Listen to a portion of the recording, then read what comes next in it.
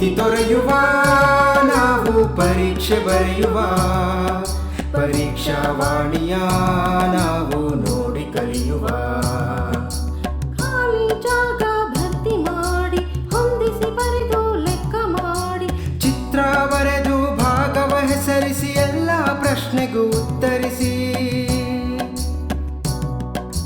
Pass fail ಗೆಲುವು ಸೋಲು ಜೀವನ ಎಲ್ಲಕ್ಕಿಂತ ಮಿಗಿಲು ಅಂಕಗಳೆಂದರೆ ಮೇಲಿನ ತೊಗಟೆ ವಿದ್ಯೆ ಅದರ ಒಳಗಿನ ತಿರುಳು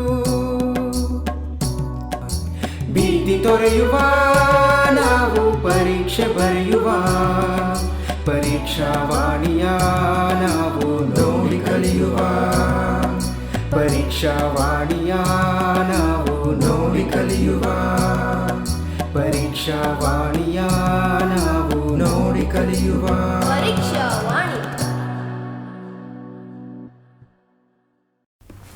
ನಮಸ್ಕಾರ. Myself is Mr. Swami HR, working as a mathematics teacher in Government Girls High School, Devanali Taluk, Bangalore Rural District. My dear children, in your previous classes, you have learnt coordinate plane system. In that, you know the meaning of coordinate axis, the origin and its coordinates, the four quadrants of a plane system. If they give the points, then how to locate the points on a coordinate plane, and also you know how to draw a graph for the linear equation in two variables. In this session, we are going to learn distance between any 2 points on the coordinate plane system. That means by using distance formula. By using section formula, we are going to find out the point that divides line segment joining any 2 points in some ratio, and also we are going to find out the area of a triangle. Now let us see the chapter unit 7, coordinate geometry. First, let us recall important points which comes under this unit. Important concepts. Distance formula. In this, there are 2 points P of x1 comma y1 and Q of x2 comma y2 on the coordinate plane system. You can see point P and point Q. P, the coordinates of P are x1 comma y1, the coordinates of Q are x2 comma y2. The distance between these 2 points can be found by applying the distance formula, that is PQ equal to square root of x2 minus x1 whole square plus y2 minus y1 whole square. The second concept, distance between origin and a point P of x comma y. Here we are going to find out the distance between the origin and a point P of x comma y on a coordinate plane. As we know, the coordinates of the origin is 0 comma 0. If you apply x1 y1 in the previous distance formula, we can get the formula OP equals to root of x square plus y square. This formula is to get the distance between the origin and any point on the coordinate plane system. The next concept is section formula. In this, we are going to find out the coordinates of a point which divides the line segment joining the points P of x1 comma y1 and Q of x2 comma y2 internally in the ratio m1 is to m2. On the coordinate plane, there are 2 points, say P of x1 comma y1 and Q of x2 comma y2. There is a point on the line segment between the 2 points, say x comma y. That point divides that line segment in the ratio m1 is to m2. Now our intention is to get the coordinates of that particular point.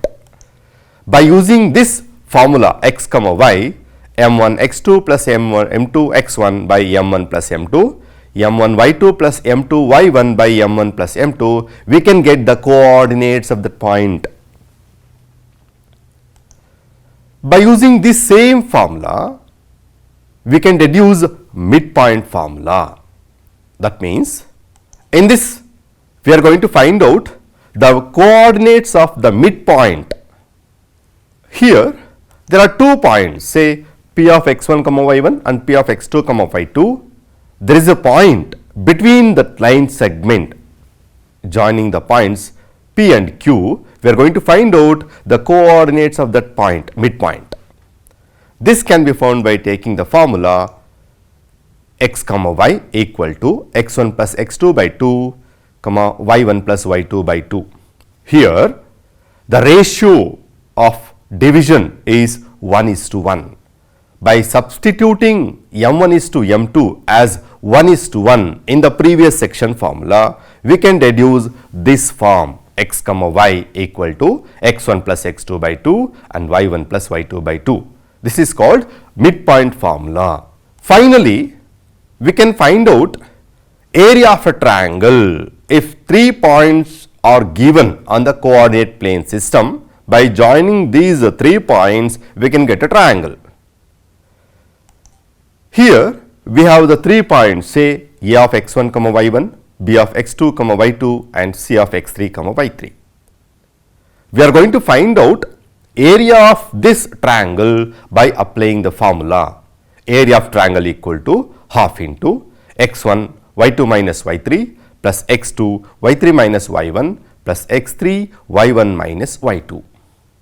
So these are few concepts on the chapter coordinate geometry. Now let us see what kind of examples we are going to solve based on distance formula. There are so many examples on this distance formula. Say it helps us to find out the distance between any 2 points, and also we can find out the distance between origin and a point. If they ask you to prove the 3 points are collinear, then by applying this distance formula, you can prove the 3 points are collinear, the collinearity of 3 points.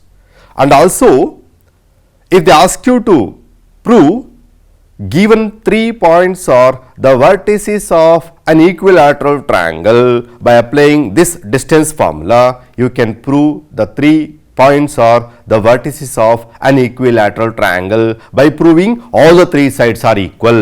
In the same way, if they ask you to prove given 3 points are the vertices of an isosceles triangle, then we have to prove any 2 sides are equal by applying the same distance formula. Suppose if they ask you to prove the diameter is twice the radius, we can apply the same formula. If they give the ends of the diameter and if they ask you to find out the radius of a circle, then again by applying the same formula, we can get the radius. There are few examples based on equidistant condition. Those examples can be solved by applying these distance formula. So these are few examples that can be solved with the help of distance formula. Let me take a few examples among these list. Let us see the first example on the same. Example 1. Find the distance between origin and a point 8 comma minus 6. Usually they will ask this question for 1 mark. Here, as we know, the coordinates of the origin are 0 comma 0. The given point we have to take it as x comma y. X stands for 8 and y stands for minus 6. Now let us apply the formula, distance formula, d equal to root of x square plus y square. In place of x, we have to substitute 8, and in place of y, we have to substitute minus 6. After simplification, we get root of 64 plus 36. If you add both, you will get root 100. Its value is 10 units. 10 units is the distance between origin and a point 8 comma minus 6. Now let us see the second example. In the second example, they will give 2 points. Here there are 2 points are given, 2 comma 3 and 4 comma 1. We have to find out the distance between these 2 points. Here we have to consider 2 comma 3 as our x1 y1 and 4 comma 1 as our x2 y2. We have to apply first distance formula, that is d equal to root of x2 minus x1 whole square plus y2 minus y1 whole square. in place of x1, y1, we must substitute 2, 3, and in place of x2, y2, we have to take 4, 1. After substitution, we get square root of 4 minus 2 whole square plus 1 minus 3 whole square. If you subtract the terms, we get root of root 2 whole square plus minus 2 whole square. Finally, we get root of 4 plus 4, its value is root 8. You can simplify further. As we know, 8 can be expressed as 4 into 2. After simplification, finally we get 2 root 2 units. Usually, we have to express the length in terms of some units. That's why I have to write. So, here distance can be expressed in terms of units. That is why we can take d value as 2 root 2 units.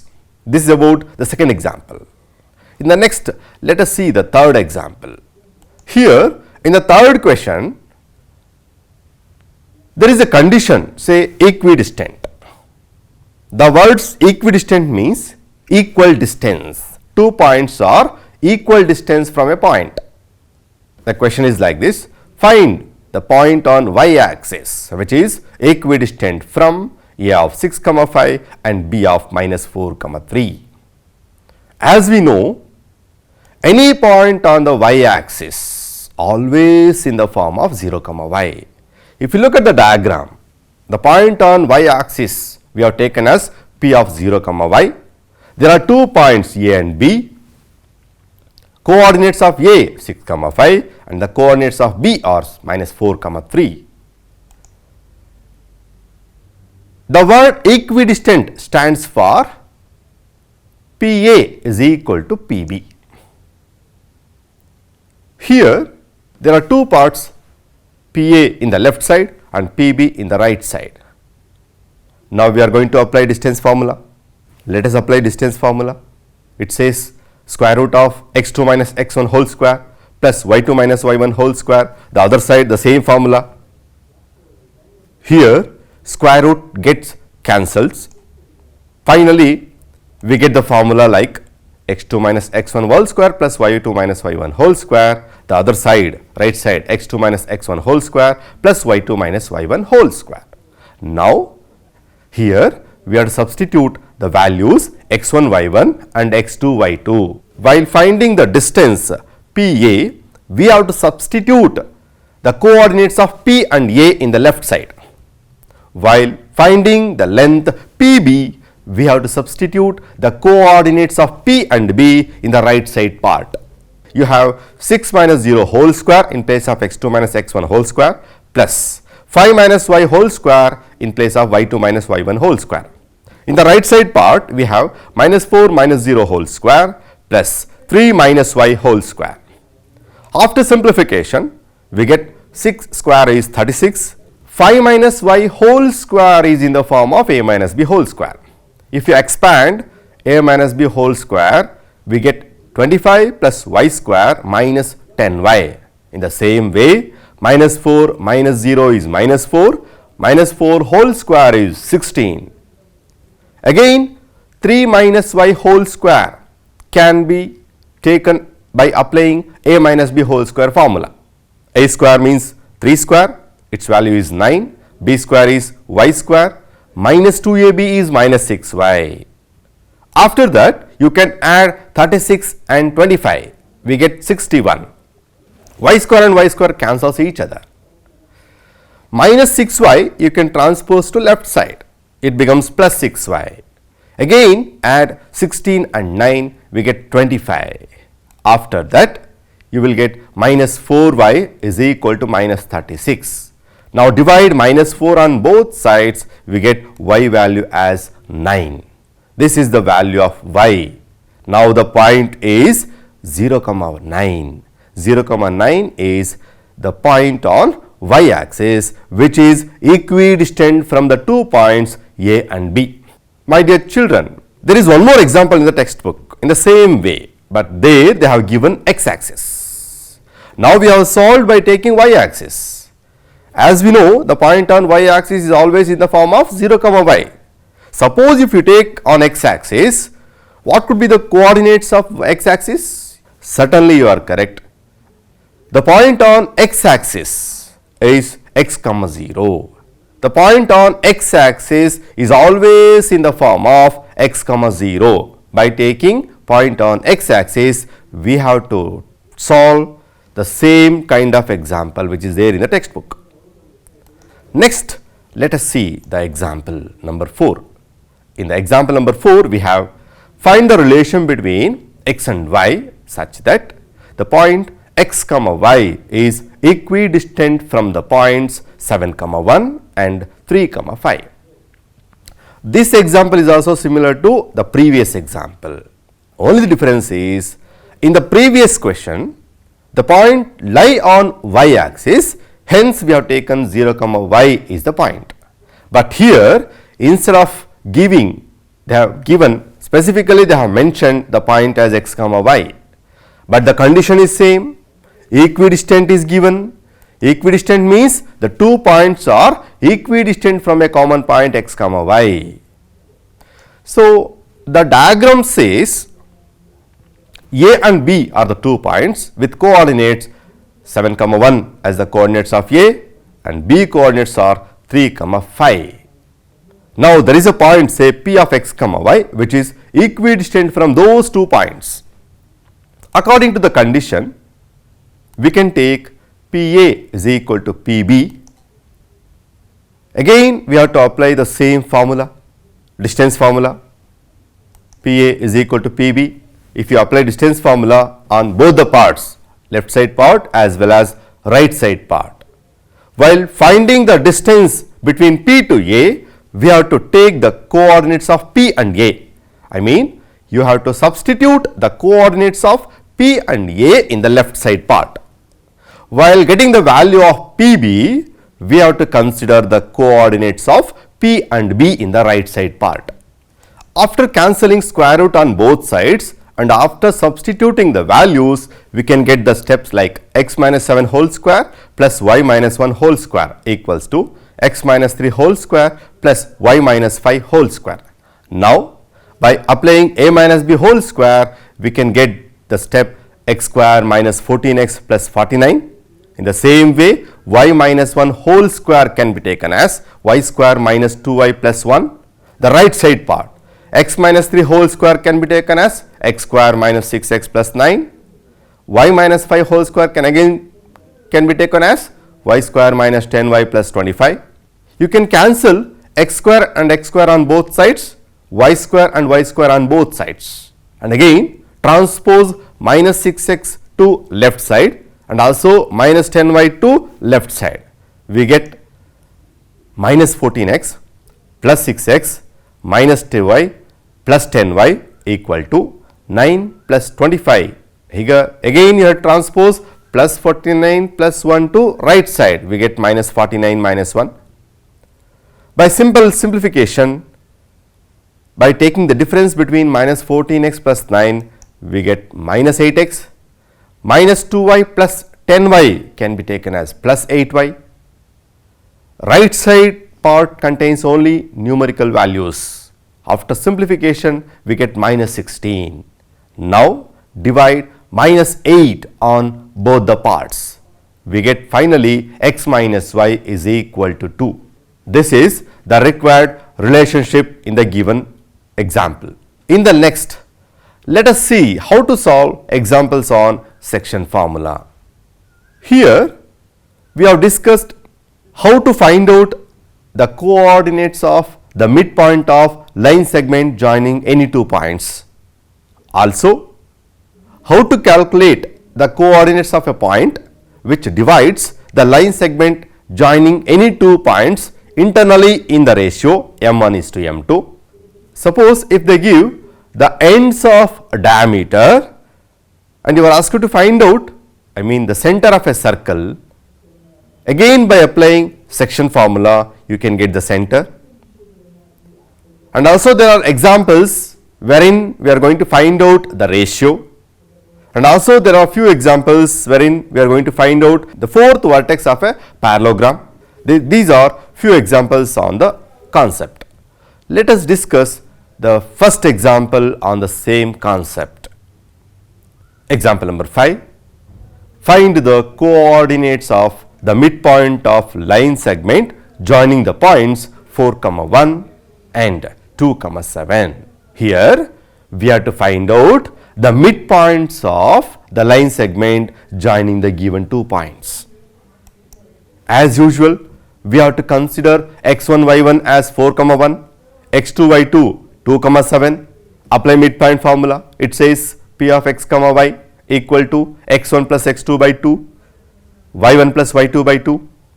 Again substitute the values, we can get 4 plus 2 by 2, 1 plus 7 by 2. If you add the numerator values, we get 6 by 2, 8 by 2. After cancellation, finally we get the midpoint 3, 4. Therefore, the coordinates of the midpoint are 3, 4.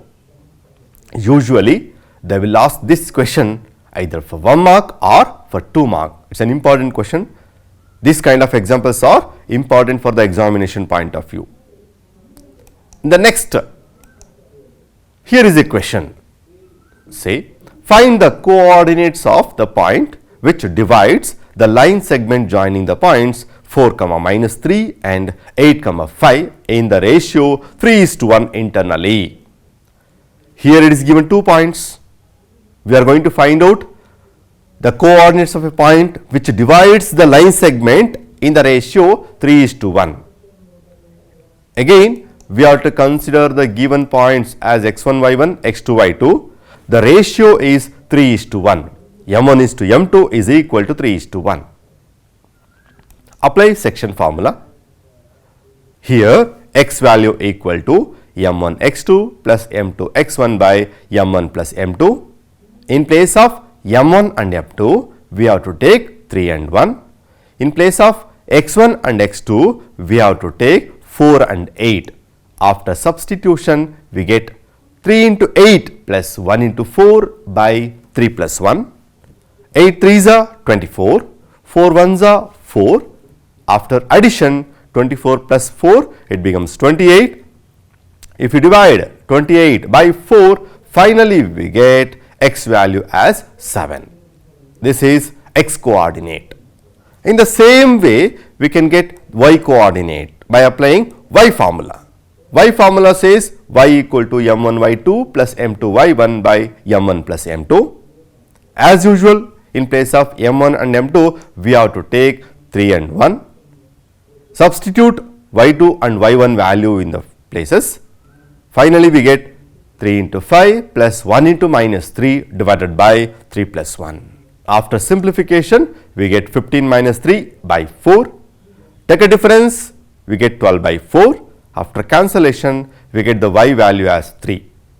So, with the help of section formula, we can calculate x and y coordinates. Therefore, the required point is 7, 3. In this way, you can find out the coordinates of a point. Now, in the next, here is a question. In what ratio does the point 2, 5 divides the line segment joining the points a of -6, 2 and b of 3, -5? Here, we are going to find out the ratio. Here, let us take x1, y1 as -6, 2, x2, y2 as 3, -5. x, 5 is given as 2, 5. We are going to find out m1 is to m2. By taking x value, let us solve the ratio. Let us find out the ratio. Substitute x1 and x2 in the formula by keeping m1 and m2 as it is. In the next step, we get 2 equal to, because the value of x is 2, 2 equal to m1 into 3 plus m2 into -6 divided by m1 plus m2. Now, in the next step, cross multiply 2 with m1 plus m2. If you multiply 2 with m1 plus m2, we get 2m1 plus 2m2 is equal to the right side. After simplification, we get 3m1 minus 6m2. Transpose like terms one sides. I mean 2m1 minus 3m1 in the left side part, minus 2m2 minus 6m2 in the right side part. After simplification, we get minus m1 is equal to minus 8m2. By taking m1 by m2, we get 8 by 1. m1 by m2 means it is the ratio that can be expressed in m1 is to m2. Therefore, finally, we get the ratio m1 is to m2 is equal to 8 is to 1. The same question can be solved in different method. Here is an alternate method. As usual, you have to take x comma y as 2 comma 5, x1 y1 as minus 6 comma 2, x2 y2 as 3 comma minus 5, and we are going to find out m1 is to m2 value, the ratio. Here is a formula. m1 by m2 is equal to x1 minus x divided by x minus x2.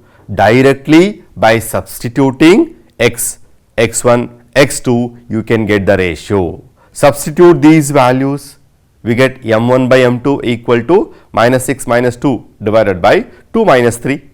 After simplification, we get minus 8 by minus 1.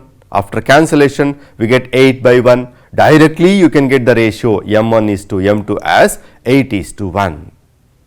My dear children, you can follow any one of the method, whichever you feel easy, you can follow that method. In the next, here is a question number 8.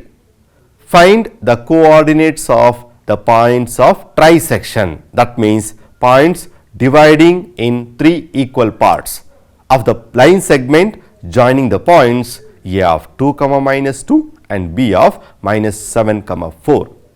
Let us take P and Q be the points of trisection of AB. Just you look at the diagram, A and B are the 2 points. If you join both A and B, by taking P and Q, the line segment can be divided into 3 equal parts. So, P and Q trisects the line segment. Point P divides the line segment in the ratio 1 is to 2. First, we have to find out the coordinates of P by taking the ratio 1 is to 2. You have to take x1 y1 as 2 comma minus 2 and x2 y2 as minus 7 comma 4. Now, let us find out the coordinates of P. Here, we have to apply the section formula. P of x comma y equal to m1 x2 plus m2 x1 divided by m1 plus m2, m1 y2 plus m2 y1 divided by m1 plus m2. Substitute the values. As we know, m1 is to m2 is 1 is to 2. Substitute the values x1 y1, x2 y2. We get 1 into minus 7 plus 2 into 2 divided by 1 plus 2. The other side, 1 into 4 plus 2 into minus 2 divided by 1 plus 2. After simplification, we get minus 7 plus 4 by 3. Again minus 4 by 4 by 3. What is minus 7 plus 4? It's minus 3. Minus 3 by 3 gives, it's minus 1. 4 by 4 is 0. 0 by 3 is 0. Therefore, the coordinates of P are minus 1 comma 0. In this way, you can calculate the coordinates of P by taking the ratio 1 is to 2. In the same way, we can get the coordinates of Q, but here we have to consider the ratio as 2 is to 1. By taking the ratio 2 is to 1, let me calculate the coordinates of Q. Again, we have to apply the same section formula. Substitute m1, m2 as 2 and 1 and substitute x1, y1 and x2, y2 in the section formula. We get 2 into minus 7 plus 1 into 2 divided by 2 plus 1. 2 into 4 plus 1 into minus 2 divided by 2 plus 1. After simplification, we get minus 14 plus 3 divided by 3. 8 minus 2 divided by 3. Minus 14 plus 2 is minus 12 by 3. 8 minus 2 is 6 by 3. After cancellation, we get the coordinates of Q are minus 4 comma 2. In this way, you can calculate the coordinates of Q by taking the ratio 2 is to 1. Now, let us see the next example. Here is a question. In what ratio does y axis divide the line segment joining the points 5 comma minus 6 and minus 1 comma minus 4. And also you have to find out the coordinates of the point of intersection. In this example, we are going to find out the ratio. Now, here is a diagram. There are 2 points, minus 1 comma minus 4 and 5 comma minus 6. There is a point on y axis. We have to consider that point as 0 comma y. As we know, any point on y axis is of the form 0 comma y. Suppose the same example, if they ask on x axis, you have to consider the coordinates of a point on x axis or x comma 0. The point on y axis be 0 comma y we have to take. Here we have to take x1 y1 as 5 comma minus 6, x2 y2 as minus 1 comma minus 4. You have to take x comma y as 0 comma y. m1 is to m2 we are going to find out. Apply section formula. To get the ratio, always you have to consider x formula, because the point lie on y axis, its x value is 0. By taking x formula, directly you can get the ratio. Substitute the values in the formula, we get 0 equal to m1 into minus 1 plus m2 into 5 divided by m1 plus m2. Cross multiply 0 with m1 plus m2, that becomes 0. m1 into minus 1 is minus m1, m2 into 5 is plus 5 m2. Transpose m1 to left side, we get m1 equal to 5 m2. Finally, we can get the ratio m1 is to m2 as 5 is to 1. This is the required ratio. The point on y axis divides the line segment joining the given 2 points in the ratio 5 is to 1. Again, one more part is there in the question. We have to find out the coordinates of the point. Now, to get the coordinates of the point, we have to consider the second formula, I mean y coordinate formula. Y equal to m1 y2 plus m2 y1 by m1 plus m2. Substitute the values. After simplification, we get minus 20 minus 6 by 6 equal to minus 26 by 6. After simplification, we get y value as minus 13 by 3. This is the value of y. Therefore, the coordinates of the point on y axis is 0 comma minus 13 by 3. This is the required point on y axis.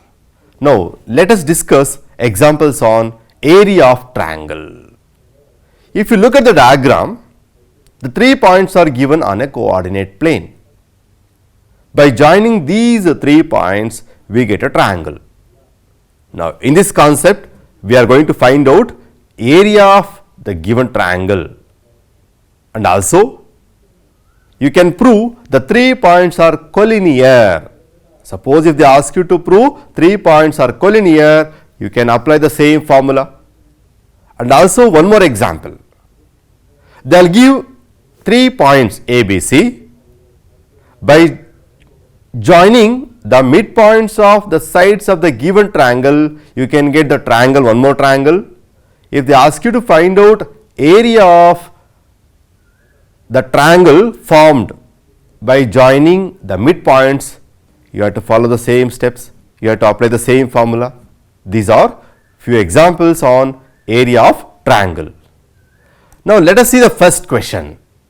In the first question, 3 points are given. The given points are the vertices of a triangle. The points are A of 1 comma minus 1, B of minus 4 comma 6 and C of minus 3 comma minus 5. 3 points are given, 3 vertices are given. With the help of these 3 vertices, we have to find out the area of a triangle. Here we have to take x1 y1 as 1 comma minus 1, x2 y2 as minus 4 comma 6 and x3 y3 as minus 3 comma minus 5. By applying the formula, area of triangle is equal to half into x1 y2 minus y3 plus x2 y3 minus y1 plus x3 y1 minus y2. Substitute the values of x1, y1, x2, y2 and x3, y3 in the formula. We get half into, in place of x1 take 1, y2 take 6, y3 it is minus 5, minus into minus becomes plus, x2 becomes again minus 4, y3 minus y1 becomes minus 5 plus 1, x3 value is 3, it is given, y1 minus y2 you can take as minus 1 minus 6. After simplification, we get half into 11 plus 16 plus 21, add the bracket terms, we get 48, divide 48 by 2, finally we get 24. Here we have to express the area of triangle as 24 square units. Area can be expressed in terms of square units. So, in this way you can solve area of triangle example. Next, here is a condition given. The given 3 points are collinear, but here there is unknown value, say k. As we know, 3 points lie on the same line, we won't get a triangle, it is a straight line. If it is a straight line, certainly area must be 0. By taking area of triangle as 0, we have to find out the value of k. According to the given condition, the points are collinear. Then we have to take area of triangle is equal to 0. x1, y1 value becomes 2, 6, x2, y2 value becomes 4, k, x3, y3 6, minus 2. Apply the formula and substitute the values. After substitution, we get 2 into k plus 2 plus 4 into minus 2 minus 6 plus 6 into 6 minus k is equal to 0. Multiply 2 into k plus 2, we get 2k plus 4. In the same way, 4 into minus 2 minus 6 becomes minus 8. In the next step, multiply 2 into k plus 2, you will get 2k plus 4, plus 4 into minus 8 becomes minus 32. 6 into 6 becomes 36, 6 into minus k is minus 6k, which is equal to 0. Add the like terms, 2k minus 6k is minus 4k, plus 4 plus 36 plus 40, plus 40 minus 32 is plus 8. Transpose plus 8 to right side, we get minus 8, minus 4k is equal to minus 8, divide minus 4 on both sides, we get k value as 2. With the condition collinearity, we get the value of k equals to 2. In this way, you can find out the value of k by taking area of triangle is equal to 0. In the same way, if they ask you to prove the 3 points are collinear, by giving all the 3 points, you have to show the area of triangle is equal to 0. By substituting the values in the area of triangle, finally, we have to get the value of area of triangle is equal to 0. Here is the next question. In this question, it is given the midpoints of the sides of the triangle and you are asked to find out area of the given triangle ABC. So, here is a question. Just you look at the diagram. ABC is our triangle. The midpoints of AB, BC and AC are given. By joining these 3 midpoints, you get one more triangle in the middle part. By applying the 9th standard concept, you can find out area of a triangle. You can easily calculate area of triangle, the middlemost triangle, by applying area of triangle formula. By taking x1, y1 as 3, 1, x2, y2 as 5, 6 and x3, y3 as minus 3, 2. Substitute these values in the formula, we get area of the inner triangle. If you substitute the value in the formula, we get the next step like half into 3 into 6 minus 2 plus 5 into 2 minus 1 plus minus 3 into 1 minus 6. After simplification, you can get half into 12 plus 5 plus 15. If you add these 3 numbers, we get 32 divide 32 by 2, we get 16. 16 is the area of the inner triangle. How to calculate the area of the outer triangle? As we know, the ratio between areas of outer triangle with inner triangle in the ratio 4:1. By after calculating inner triangle, to get the area of outer triangle, we must multiply this 16 with 4. So, if you multiply 16 with 4, we get area of the triangle ABC as 64 square units. This question can be asked in a different way. They will give the vertices of an outer triangle ABC. You are asked to find out the area of the inner triangle. There are two methods. You have to calculate area of the outer triangle, then divide it by 4. You can get the area of the inner triangle. This is one way. The other method is by applying midpoint form, you can find out the coordinates of the midpoints. After getting the three midpoints, by applying area of triangle, you can also calculate the area of a triangle, the area of inner triangle. In this way, the same question can be asked in a different way. So, this is about few concepts on the chapter coordinate geometry. So, with this I conclude my class. Thank you one and all.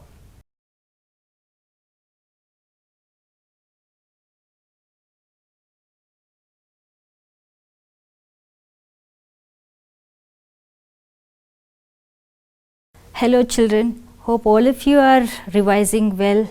You are making down notes of the revision classes that you are seeing on the television. Now in today's revision class, let us revise one topic, metals and non-metals. As you know, all the elements can be classified either as metals or non-metals based on their properties. This you have already studied in the periodic table in your 9th standard. Now let us study few properties of metals and non-metals. Now first let us study the physical properties of the metals. The physical properties of metals, the first and foremost thing that is they all have a shiny or lustrous surface. You have all seen the metals having a shiny surface. So now we can see here these are the metals and you can see the shiny surface, and all the metals are malleable and ductile. You can see this. What is malleability? The property of the metal that allows it to be drawn into thin sheets are called as malleability, and ductility is the property of the metal which allows it to be drawn into thin wires. And another property is that generally all metals are solids at room temperature and they are very hard. All the metals are hard. So now you can see here they are very hard, they are solids, but there are certain exceptions. Mercury, it is a liquid metal, and I told you all metals are hard, but you can see here that there are certain metals which are soft, which can be even cut through a knife. Now moving on, some metals are conductors of heat and electricity. Now you can see a setup over here where you can test a piece of any substance and test whether it is electricity. They have high melting and boiling points. All metals have high melting and boiling points. That is why we use them in utensils. And they are sonorous. Now what is sonorous? Now you can see here there is a bell which makes sound. So when a metal is hit upon by something else, it causes sound. So that is called as the sonorous nature of metal. Now based on these physical properties, metals have got their own uses. Now let us study few uses of the metals based on their physical properties. So aluminium is used in making utensils. So now what is the reason? The reason is metals are very good conductors of heat and very high melting point. Gold is used in making ornaments. Why? Because it has a lustrous surface and it is non-reactive. And copper is used to make electric cables or wire, because it has got high electrical conductance and it is ductile, it can be drawn into wires. Electrical wires are coated with PVC or rubber like material. Why? Because metals are very good conductors of electricity. Metals are used for making bells and strings of musical instruments. You have all seen veena, violin, etc. So, metals are being used to make the musical instruments. Why? Because they are sonorous. And silver foil is spread over sweets.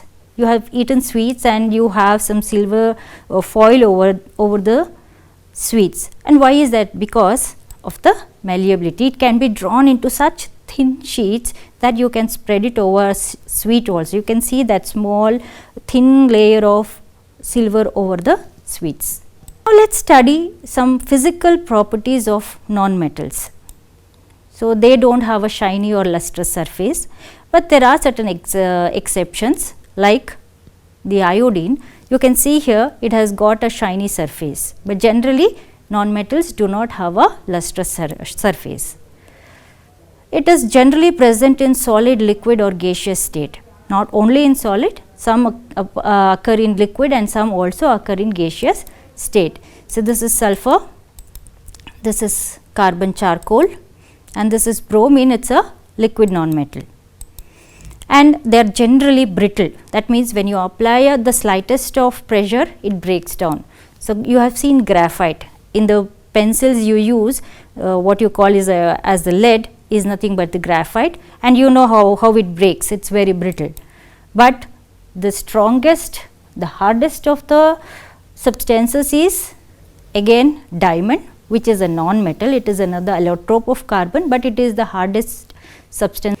Now, some non-metals are weak conductors of heat and electricity, yet others are non-conductors. How can you find out whether they are conductors of electricity? So, now you can use this setup and find out whether the material given to you is a conductor of electricity or not. If you place that in between the clip, and if the bulb glows, it is a conductor. If it does not glow, it is a non-conductor. Now, graphite, it is also a mild conductor of electricity. You can actually perform the experiment at your home. You can connect it to a bulb and to the wires and the battery, and you can find that it actually glows. And they are not malleable and ductile. And all non-metals have low melting and boiling points, now unlike the metals which have very high melting and boiling points. And they are not sonorous. They do not produce sound upon hit upon. Now, let us study few chemical properties of metals. So, the chemical properties of metals are basically because of the electrons taking part in the chemical reaction. Since the metals have a tendency to donate electrons, let us see how they react with different elements. They form basic oxides or sometimes amphoteric oxides when they react with oxygen. So, we will discuss about the amphoteric oxides a little later on. And they displace hydrogen from the dilute acids. They displace hydrogen gas from the dilute acids.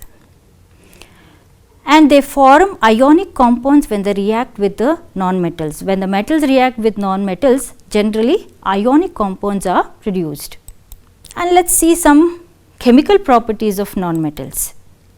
So, generally they receive electrons when they participate in a chemical reaction.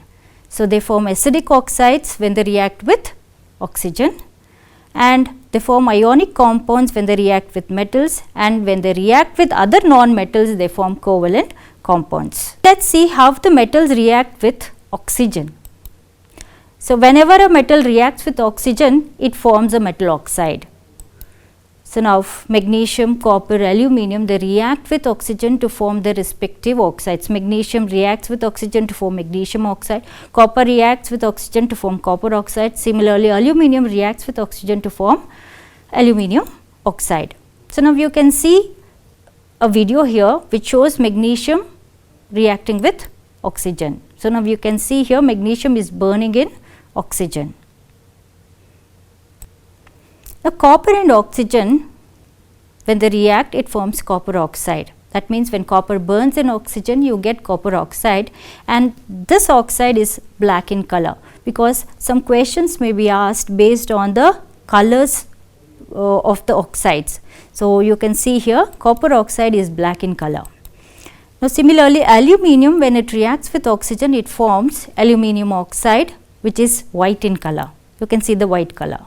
Similarly, magnesium, when it reacts with oxygen, it forms magnesium oxide, which is again white colored powder. Now, you can see here how different metals are burning. So, you can see the different colors. So, now after they burn, you can see the oxides and they will be colored. Some will be black, some will be white, and some will be of different colors. So, but this magnesium oxide is white in color. You can see here sodium reacts with oxygen to form sodium oxide, potassium reacts with oxygen to form potassium oxide. So, metal oxides, these metal oxides that are formed when they react with oxygen can be dissolved in water, and when you dissolve them in water, they form bases. They form bases. So, they are called as basic oxides. Now, you can see here. So, potassium oxide, when it dissolves in water, it forms potassium hydroxide. Sodium oxide, when dissolved in water, forms sodium hydroxide. Calcium oxide, when it dissolves in water, forms calcium hydroxide, and magnesium oxide, when it dissolves in water, forms magnesium hydroxide. Since OH is a basic ion, so the KOH or the NaOH, CaOH twice, MgOH twice are all bases, and you know all of them are strong bases. Now, let us see what are amphoteric oxides. You know amphi means two. Teric, they behave in two ways. That is why they are called as amphoteric oxides. Certain oxides like aluminum oxide, zinc oxide, they exhibit properties of both an acid and a base. Such metal oxides, they react both with acids and bases to form salt and water. That is the reaction, neutralization reaction. But since this aluminum oxide and zinc oxides are metal oxides, they should have been basic oxides, but they exhibit characteristics of acids and bases. So, aluminum oxide reacts with an acid to form salt and water. It also reacts with a base to form salt and water. Thereby, it has dual nature, and that therefore, it is called as an amphoteric oxide. Now, you can see certain examples. Aluminum oxide, when it reacts with hydrochloric acid, it forms aluminum chloride and water. So, aluminum chloride is a salt of aluminum and water. So, aluminum oxide, again when it dissolves in sodium hydroxide, which is a base, it forms sodium aluminate and water. Sodium aluminate is another salt of aluminum. Similarly, zinc oxide reacts with HCl to form zinc chloride and water, and it also reacts with sodium hydroxide to form sodium zincate and water. Now, let us see certain metals reacting with water, how they react with water. So, now if you can see here, this is sodium reacting with water. Any metal, when it reacts with water, it produces hydrogen gas and its respective metal oxide is produced. But not all the metals will react with water. So, some metals like sodium, potassium, lithium and calcium, they react with water at normal temperature. So, now you can see here. So, now you could see the impact with which sodium reacted with the water. When a small pinch of sodium is dropped into the water, it bursted out. That is how vigorously sodium reacts with water, and even lithium and other reactive metals, they cannot be therefore stored with water. You saw that they also react very vigorously with oxygen, they react with air, they also react with water. So, how to store them? So, the best way to store them is in a kerosene with which they do not react. So, generally very reactive metals like sodium, potassium, lithium, they are stored under kerosene. Now, if you can see here, sodium is reacting with water and sodium hydroxide and hydrogen gas is formed. Similarly, potassium is reacting with water to form potassium hydroxide and hydrogen gas is being evolved. These two are extremely exothermic reactions, that means too much of heat will be liberated during this reaction. Similarly, calcium, when it dissolves or when it reacts with water, it forms calcium hydroxide and hydrogen will be liberated. So, now you have to remember one point here. Sodium and potassium, they vigorously react with water and air and they catch fire. So, hence they are stored under kerosene. Now, let us see how magnesium reacts with water. Magnesium reacts with hot water to form its hydroxide and releases hydrogen gas. So, now you can see here. So, magnesium is reacting with water to form magnesium hydroxide and hydrogen gas is being evolved. So, now you have to remember certain point here. Metals like potassium and sodium, they are highly reactive, they react so violently with cold water that it catches fire. So, in case of sodium and potassium, the reaction is violent and it is highly exothermic. The gas that is evolved, that is hydrogen, it immediately catches fire. Calcium and magnesium, they start to float, they do not catch fire, unlike sodium and potassium, because when the bubbles of hydrogen gas is formed, they stick to the surface of the metal. So, they stick to the surface of the metal and the metal comes up and it starts floating. So, this you have to remember, that the sodium and potassium, when they react with water, it is highly exothermic, it is a violent reaction which causes fire, it catches fire immediately. But in the case of calcium and magnesium, it starts to float, then catch fire. Now, metals like aluminum, iron and zinc, they do not react either with cold or with hot water, but they react with steam to form metal oxide and the hydrogen is displaced from the water. So, you can see how magnesium reacts with water to form magnesium oxide and hydrogen is liberated.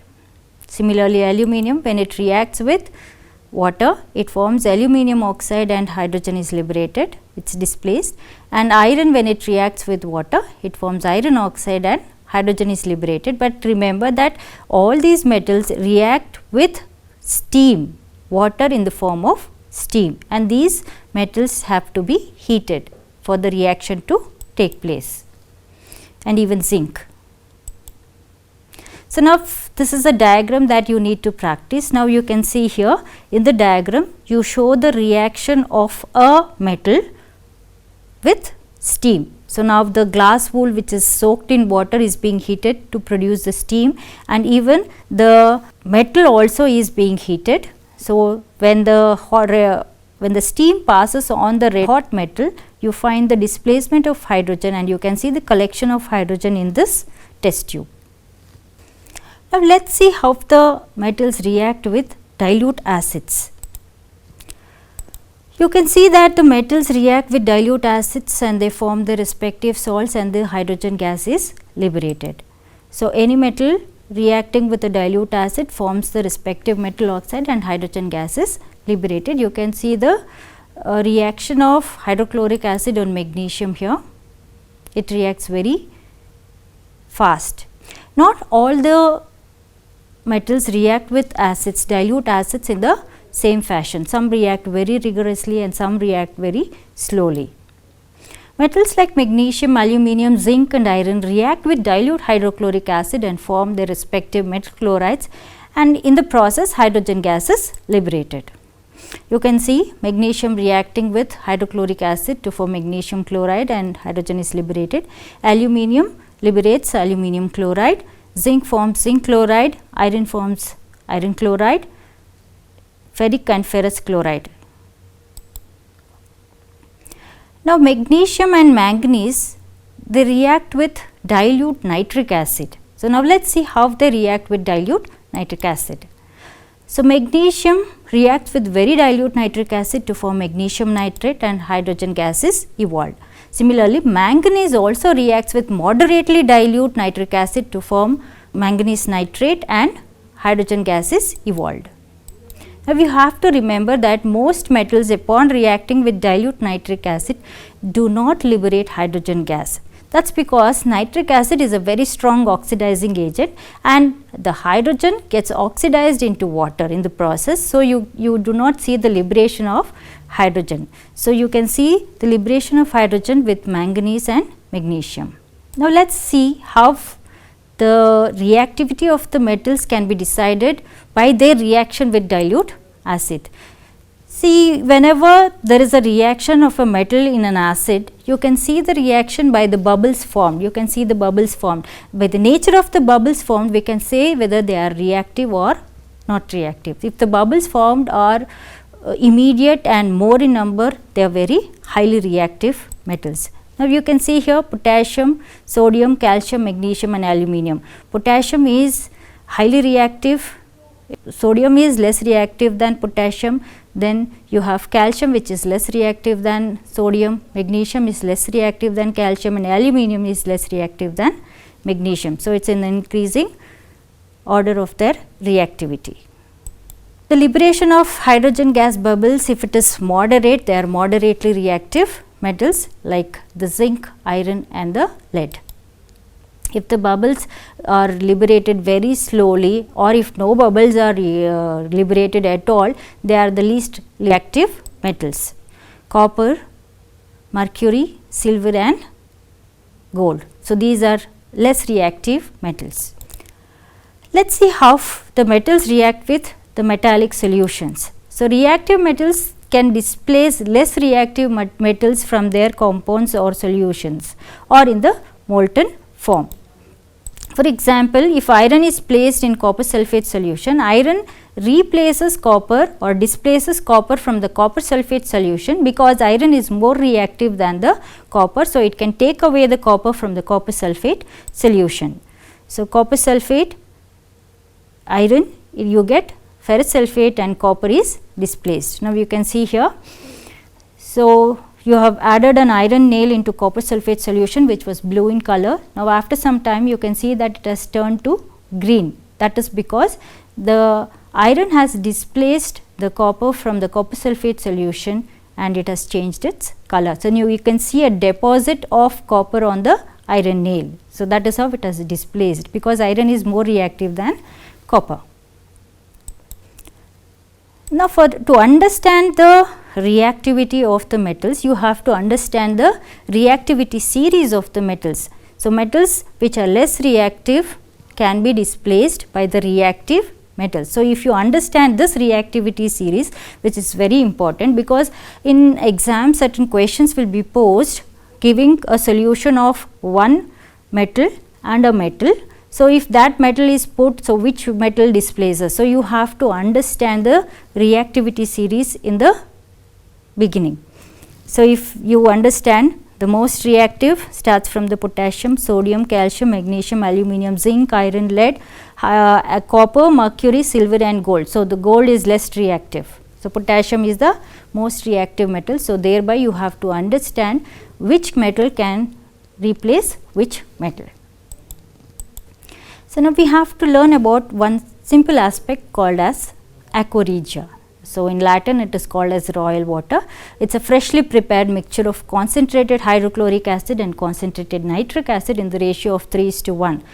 It is such a concentrated acid mixture that it can dissolve gold. I told you gold is the least reactive metal. This mixture can actually dissolve gold, even though neither of the acids can do it alone. You cannot dissolve gold in hydrochloric acid nor in nitric acid. So, aqua regia is a highly corrosive fuming liquid. It is one of the few reagents that can dissolve gold and platinum. Now, let us see how the metals react with non-metals. Metal atoms react with non-metals to form ionic compounds. Metal atoms transfer their valence electron to the valence shell of non-metals, leading to the formation of ionic compounds. The transfer of the electron takes place for obtaining the octet configuration or the noble gas configuration. As all of you know, whenever a chemical reaction takes place, it takes place for the obtaining of the octet or the noble gas configuration. So, now what are ionic compounds and how are they formed? So, now let us study a few ionic compounds and their formation. The compounds formed by the transfer of electrons from a metal to a non-metal is known as ionic compound. They are also called as electrovalent compounds. So, examples are sodium chloride, copper sulphate, magnesium chloride and many more. Metals are electron donors. Metal ions are positive ions or cations. They donate electrons. Whereas, the non-metals are electron acceptors. They accept the electrons donated by the metals. So, ions of the non-metals, they are negative ions or anions. Now, let us see how an ionic compound sodium chloride is formed. So, now you know, all of you know the atomic number of sodium is 11. The electronic configuration is 2, 8 and 1. K, L and M shell is being represented the 2, 8 and 1. So, that means it has got one electron in excess in the M shell. So, what it does? It donates the one electron from its M shell and it becomes sodium ion, a positively charged sodium ion. So, now you can see here. So, what happens to this? This one electron will be transferred to the chlorine. Now, chlorine, the atomic number is 17, the electronic configuration is 2, 8 and 7, and to the nearest noble gas, it is short of 1 electron. To obtain the stable configuration in its outermost M shell, it receives 1 electron from the sodium and it becomes Cl minus, the chloride ion.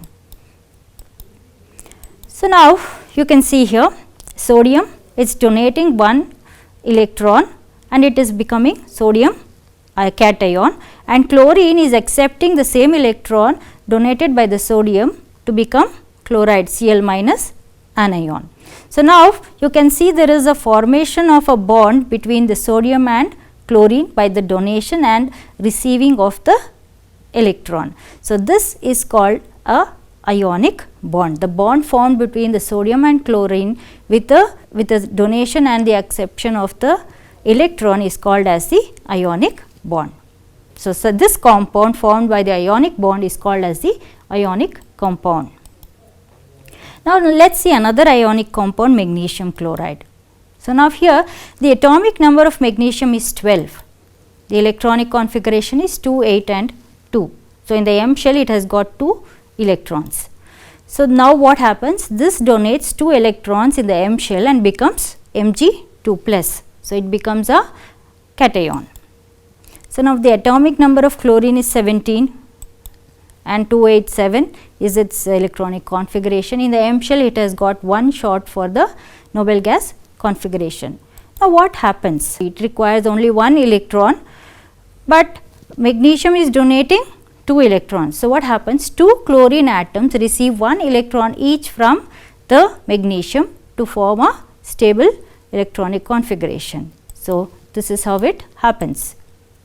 Now, you can see here 2 chlorine electrons are receiving each 1 electron donated by the magnesium and it forms a magnesium chloride. You can see here magnesium donates 2 electrons and 1 chlorine atom receives 1 electron and another chlorine atom receives another electron and it forms magnesium chloride MgCl2. So, the bond formed between magnesium and chlorine is ionic bond. It is formed by the transfer of electrons, thereby it is called as the ionic bond. Now, let us study few important characteristics of ionic compounds. Ionic compounds are generally solids and they are hard. They are somewhat hard because of the strong force of attraction between the positive and the negative ions that they have in their molecules. You have seen salt, sodium chloride is a ionic compound. It is very hard. No matter whatever you do, you cannot break it into the finest possible powder, like how you can do it with your flours, the grain flours, you cannot do it with salt. It is very hard, it is somewhat hard. These compounds are generally brittle and they break into pieces, and that rock salt you can break it into pieces when you apply pressure. When you apply a roller on it, you can break it into pieces, they are brittle. Ionic compounds have high melting and boiling points because they have interionic relationship, the strong bond, the attraction is so high that the amount of energy that you need to give is very high, and therefore, they have a very high melting and boiling point. You cannot break the ionic bond so easily. They are generally soluble in water and they are insoluble in solvents such as kerosene, petrol, etc. Ionic compounds conduct electricity in the molten state because in the solid state the movement of ions is not possible. So, they conduct electricity in the molten state. Now, you can see a diagram here which shows the conduction of electricity in the ionic compounds, and this diagram is also important and you need to practice this diagram for the exam. Now, let us see what is metallurgy. All of you have seen what are metals, the properties of metals and how they react with other non-metals. Let us see what is metallurgy. So, the elements or compounds which occur naturally in the earth's crust, they are known as minerals. All of you know, you can see here there are different minerals. these minerals contain a very high percentage of a particular metal. Not all, but certain minerals contain a very high percentage of a particular metal which can be profitably extracted from it. Now, what is the meaning of metallurgy? The separation of pure form of metals from the mineral or compound forms of the metal available in the earth's crust is called as metallurgy. Now, let us see what are ores. Minerals which contain a very high percentage of a particular metal and which from which the metal can be profitably extracted are called as ores. These ores are of different types. They can be classified as the sulphide ores if they are compounds of sulphur, and oxide ores if they have mixed with oxygen, and carbonate ores if they are formed in the carbonate form. So, now there are few other aspects of metallurgy that we have to understand. One such aspect is enrichment of the ores. What is enrichment of the ore?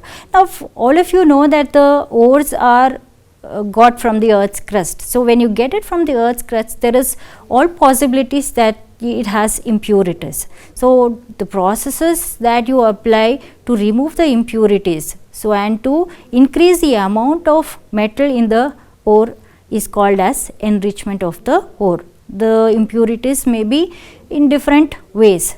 So, the processes used for removing the gangue from the ore based on the differences between the physical and chemical properties of the gangue and the ore is called as enrichment of the ore.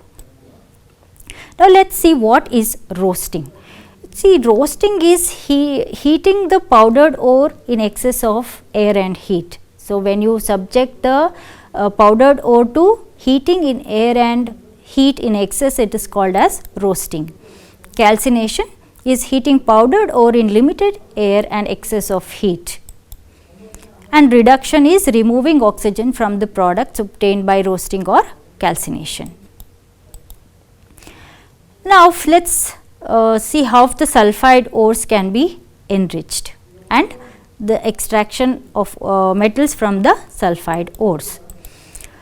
Sulphide ores are compounds of the metal with sulphur. Cinnabar, copper glance and zinc blende are for certain examples of sulphide ores. The sulphide ores are first subjected to roasting and they are later to calcination. If required, the reducing agents are used to obtain pure metals. So, these are examples of certain sulphide ores. Now, let us see how we can obtain mercury from its ore cinnabar. One of the important ore of mercury is cinnabar. First, the ore of the mercury should be roasted in air, mercuric oxide and sulphur dioxide will be formed. Later, the mercuric oxide is heated furthermore and pure mercury is obtained by reduction. So, now you can see here, cinnabar is heated with oxygen, mercuric sulphide. Then you get mercuric oxide and sulphur dioxide is evolved. Mercuric oxide again reacts with the cinnabar to form the mercury, sulphur dioxide will be escaped. So, now let us see how to obtain zinc from its ore zinc blende or zinc sulphide. Zinc ore is first subjected to roasting, it reacts with oxygen and forms zinc oxide and sulphur dioxide. So, now you can see the reaction over here, ZnS plus O2 giving rise to ZnO plus SO2. Zinc oxide is reduced with coke to obtain the zinc metal. ZnO plus C will give you Zn plus CO, carbon monoxide is released and you get the zinc metal. Obtaining zinc from its ore zinc carbonate. So, now zinc ore is subjected to roasting, it reacts with oxygen and forms zinc oxide and carbon dioxide. So, when zinc is heated, you get zinc oxide and carbon dioxide is released. So, this zinc oxide is reduced again with coke to form the zinc metal. Zinc thus obtained is used for galvanization.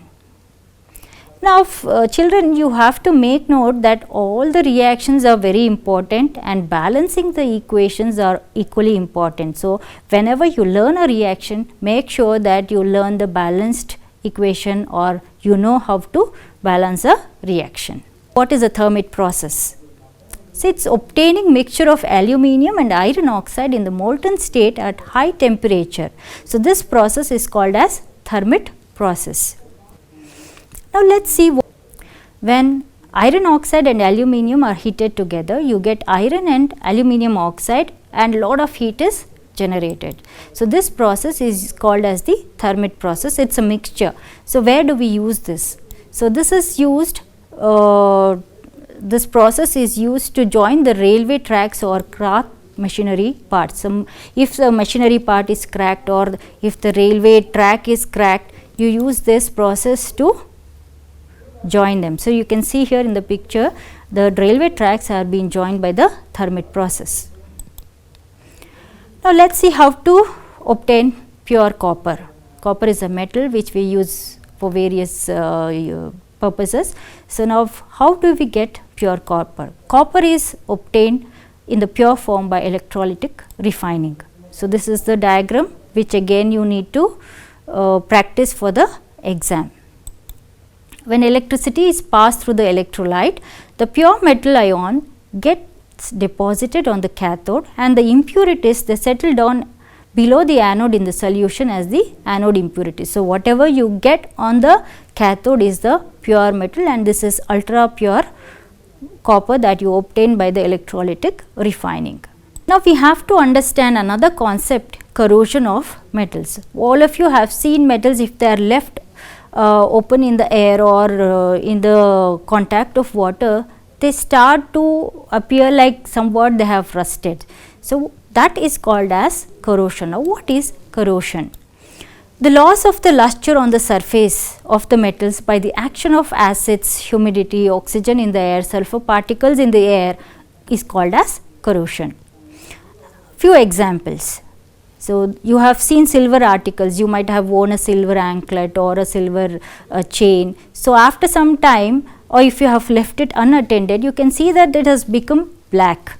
Silver is generally shiny, but it turns black after exposing to the air for some days. So that is because of corrosion.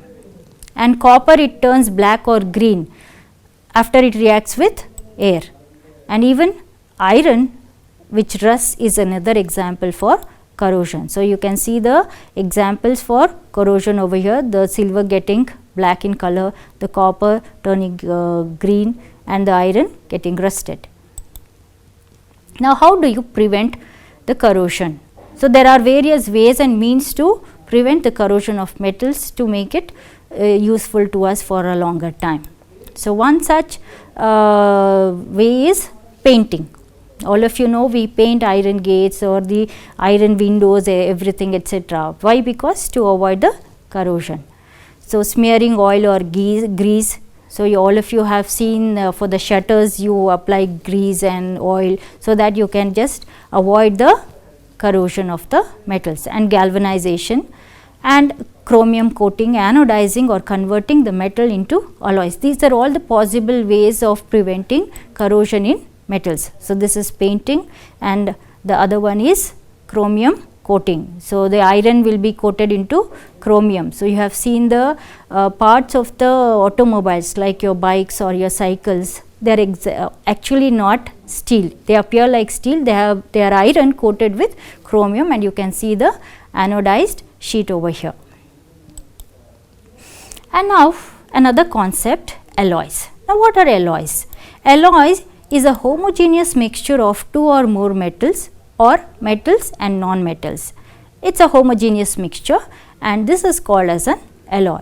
Now why do we need an alloy? Because generally the metals have their own properties, but if we have to use them for our different uses, for our different industrial and domestic uses, we need certain changes in the basic property of the metal. So for this purpose we make them into what are called as alloys.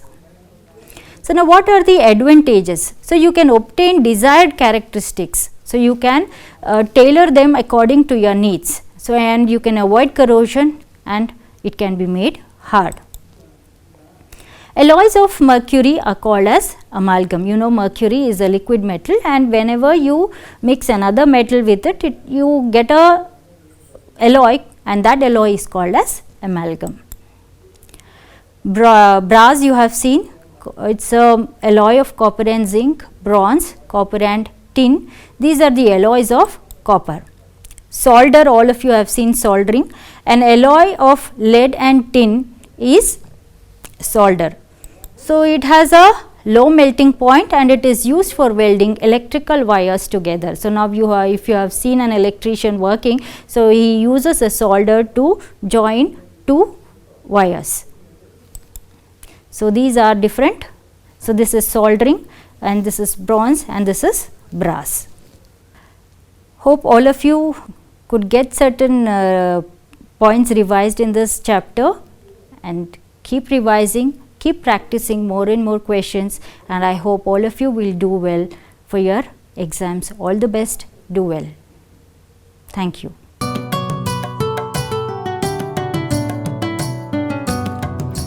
ಭೀತಿ ತೊರೆಯುವ ನಾವು ಪರೀಕ್ಷೆ ಬರೆಯುವ ಪರೀಕ್ಷಾವಾಣಿಯ ನಾವು ನೋಡಿ ಕಲಿಯುವ ಖಾಲಿ ಜಾಗ ಭರ್ತಿ ಮಾಡಿ ಹೊಂದಿಸಿ ಬರೆದು ಲೆಕ್ಕ ಮಾಡಿ ಚಿತ್ರ ಬರೆದು ಭಾಗವ ಹೆಸರಿಸಿ ಎಲ್ಲ ಪ್ರಶ್ನೆಗೂ ಉತ್ತರಿಸಿ ಪಾಸು ಫೇಲು ಗೆಲುವು ಸೋಲು ಜೀವನ ಎಲ್ಲಕ್ಕಿಂತ ಮಿಗಿಲು ಅಂಕಗಳೆಂದರೆ ಮೇಲಿನ ತೊಗಟೆ ವಿದ್ಯೆ ಅದರ ಒಳಗಿನ ತಿರುಳು ಭೀತಿ ತೊರೆಯುವ ನಾವು ಪರೀಕ್ಷೆ ಬರೆಯುವ ಪರೀಕ್ಷಾವಾಣಿಯ ನಾವು ನೋಡಿ ಕಲಿಯುವ ಪರೀಕ್ಷಾವಾಣಿಯ ನಾವು ನೋಡಿ ಕಲಿಯುವ ಪರೀಕ್ಷಾವಾಣಿಯ ನಾವು ನೋಡಿ ಕಲಿಯುವ ಪರೀಕ್ಷೆ